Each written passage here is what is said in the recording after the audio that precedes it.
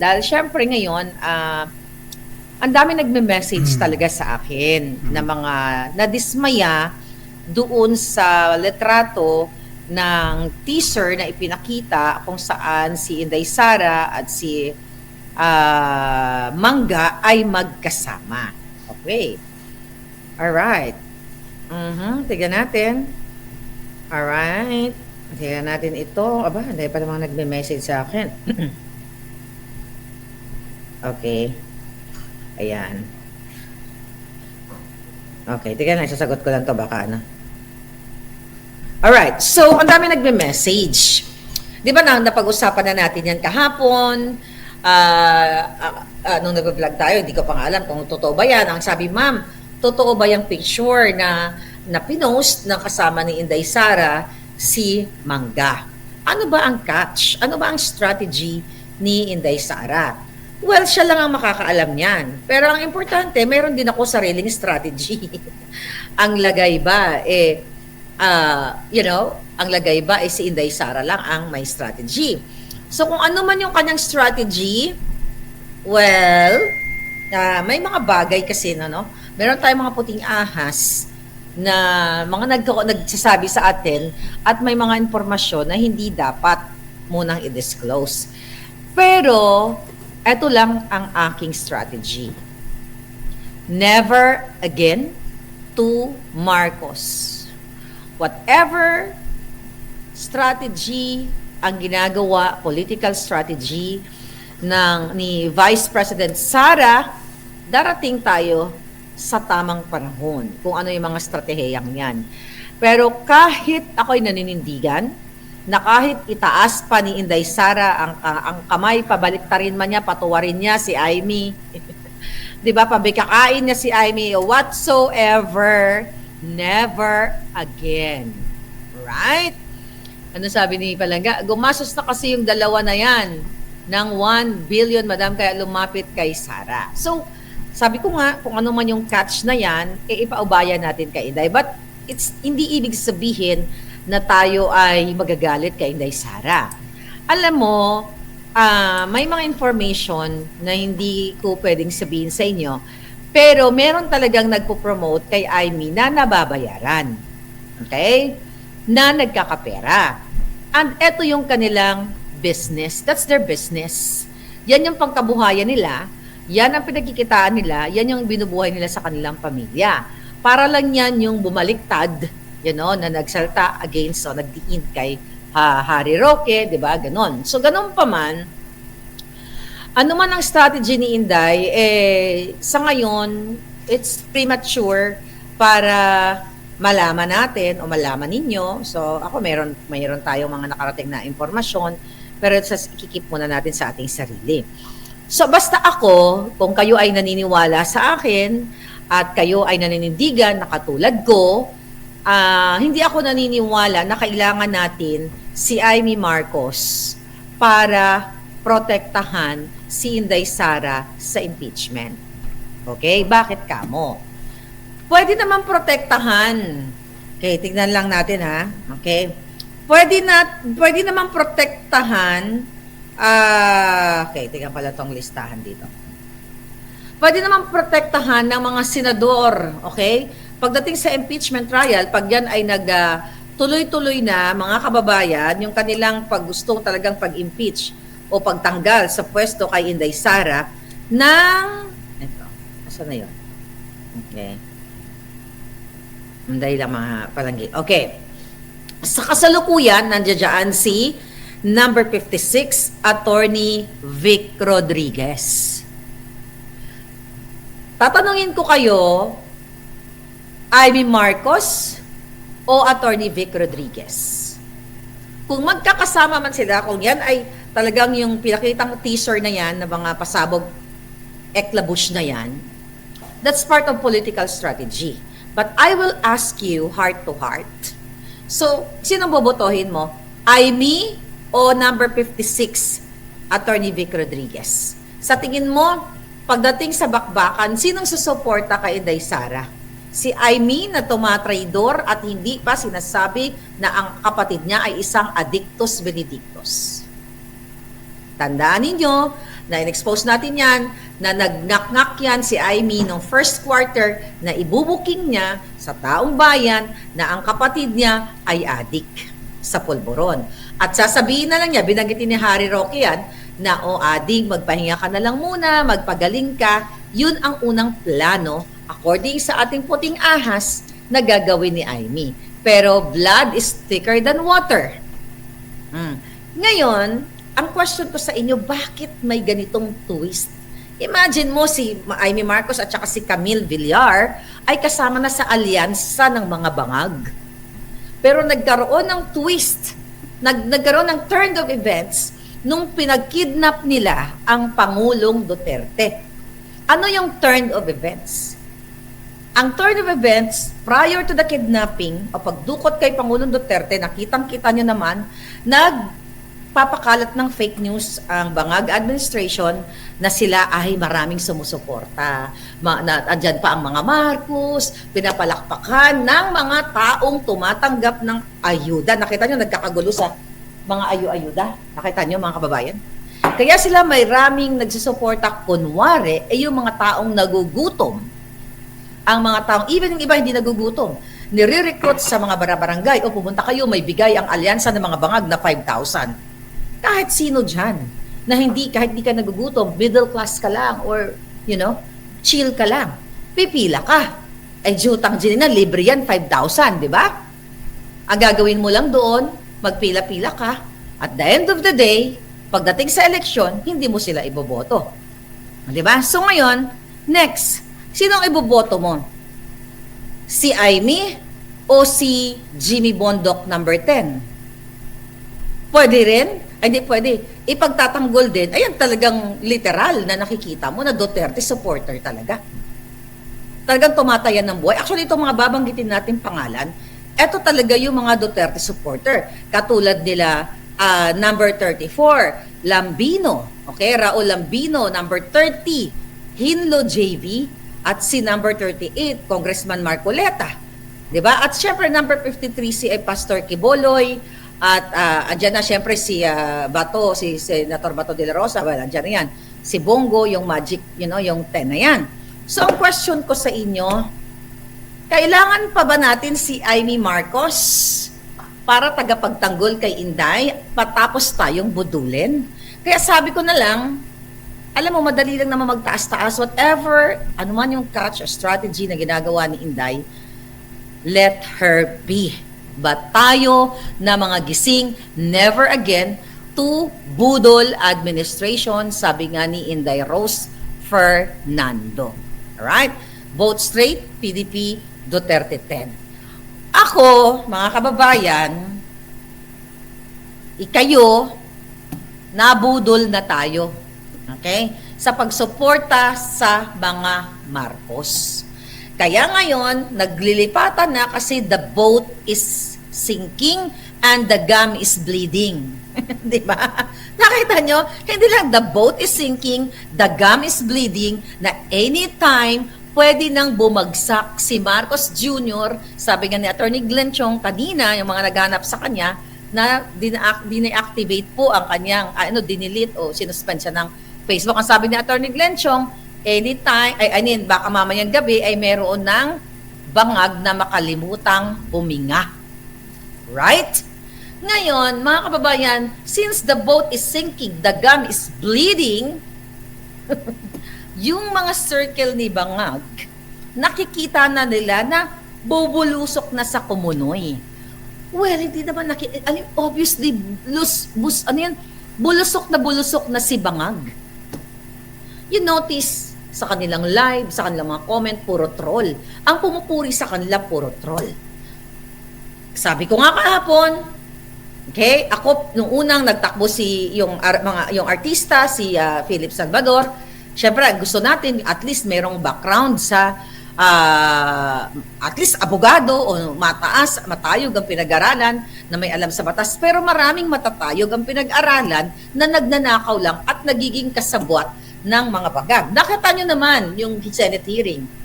I don't know kung ano yung pag-uusap ni Inday Sara at ni Amy Marcos, wala nang pakialam sa pag-uusap nilang dalawa. Hindi yan makakapagbago sa suporta ko kay PRRD na makauwi na sa Pilipinas. Inday is politiko. I am not politiko.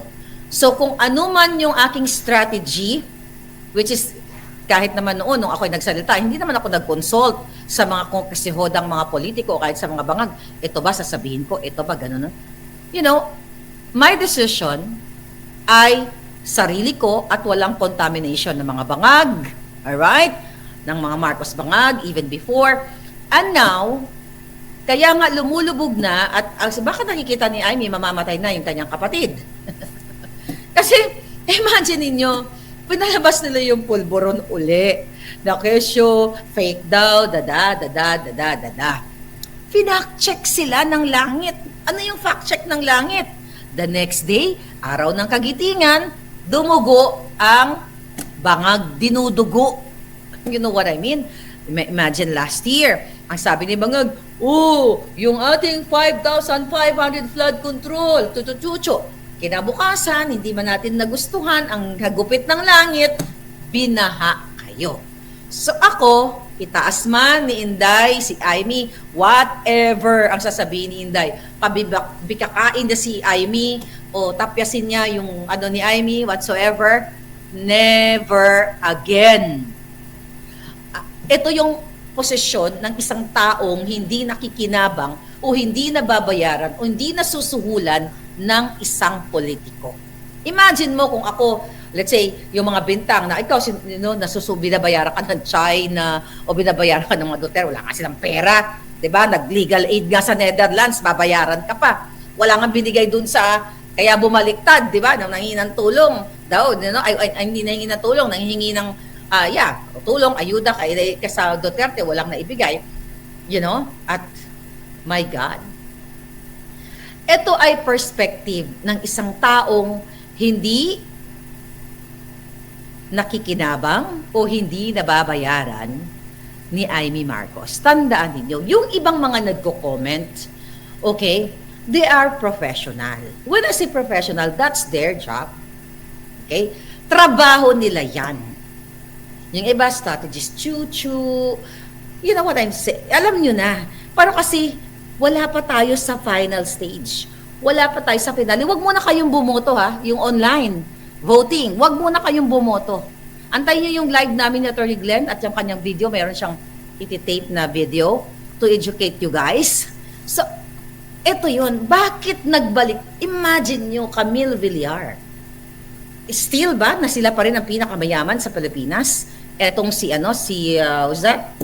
Manny Villar. Imagine mo kung paano niya i-risk yung kanyang negosyo sa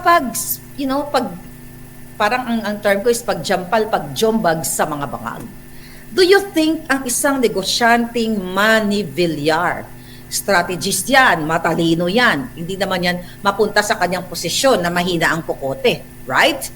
Even before, lahat ng mga umuupo, sinusuportahan niya. Pero eto, okay, sa panahon ni Bangag, after, we don't know what's going on, kung ano nangyari doon sa alyansa ng mga bangag, di ba? Kasama sila doon, tapos biglang turn 300, well, obvious naman na ang mga Villar, isuportado naman talaga nila ang mga Duterte.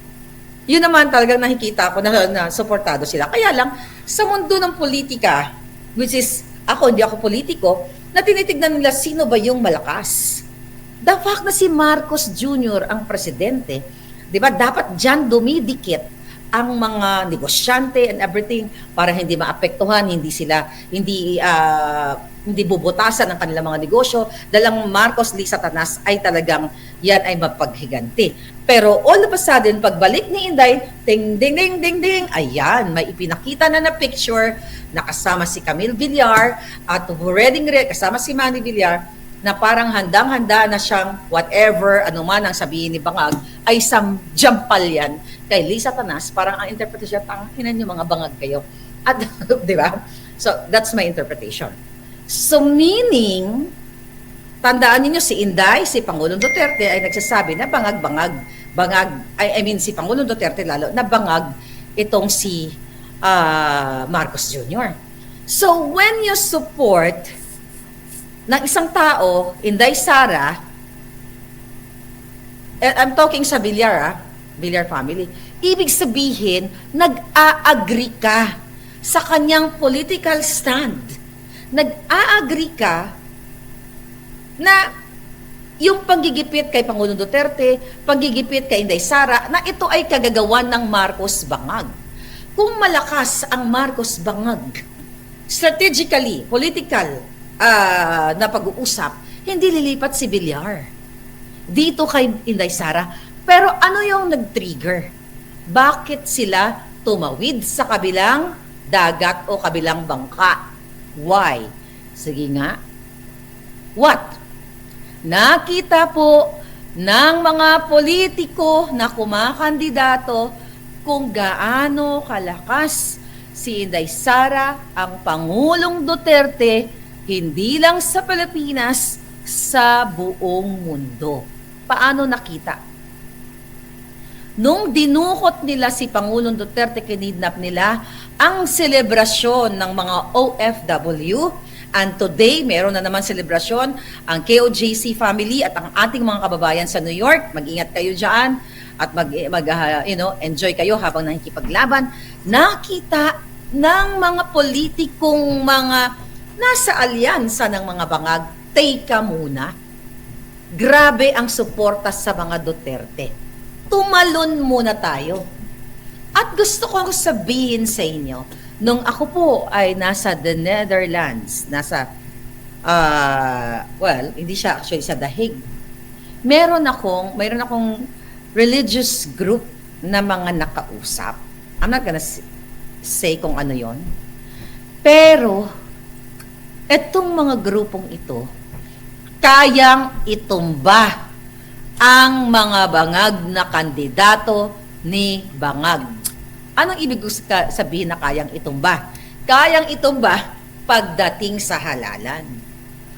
So, ang daming nagulat ako na nung nasa Netherlands na pumunta kami doon, may nakausap kami, hindi naman sa pagmamayabang, halos lahat nakakilala sa akin. Not because dahil maharlika or whatsoever, dahil sa ipinaglalaban natin. So, I'm very positive. Nung nakita ng dalawang mata ko, narinig ko yung ating mga palangga na yun, oh my God. Sabi ko na gano'n. Now, na-confirm ko na babagsak talaga ang mga kandidato ni Bangag dahil sa power, not only one or two religious group ang nakita natin, at this is sa Europe, ha? So, eto ngayon, mga kababayan, ang nakikita natin, kaya bumabaliktad yung ibang mga alyansa na nasa Bangag, lumilipat kay Inday Sara, dahil alam na nila, sabi ko nga, the boat is sinking, the gum is bleeding. So, any moment, pwede nang makalimutan ni Marcos Jr. ang kanyang paghinga. But hindi big sabihin na si Inday ay nakikipag chami-chami dito kay Amy Marcos, ay iboboto nyo na siya.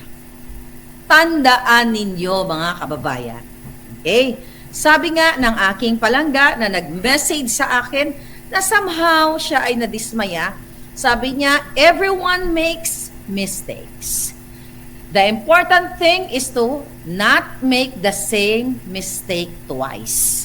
And I will apply that para sa sarili ko na sumuporta sa mga bangag na Marcos family. So, kaya nga sabi ko sa'yo, paikot-ikutin man ni Inday si Jaime na parang trompo. Never again. Because the gum is bleeding. So, ngayon, even sabihin pa ni Jaime na, mga kababayan, hay nako, Ading, magpahinga ka na. Because Ading, your gum is bleeding. Ipaubaya mo na yan. Magparehab ka na. Never again. Kung hindi isa-isahin ni Amy Marcos yung mga kadyutahan ng kanyang kapatid at hindi niya panagutin ang mga pagnanakaw at hindi si Amy mag-file ng case mismo sa kanyang pamilyang yung kay Lisa Tanas at hindi siya hindi niya kondinahin yung mga kidnapping na ginawa ni Lisa Tanas ng kapatid niya, never again. Wala nang naniniwala sa Marcos Bangag family.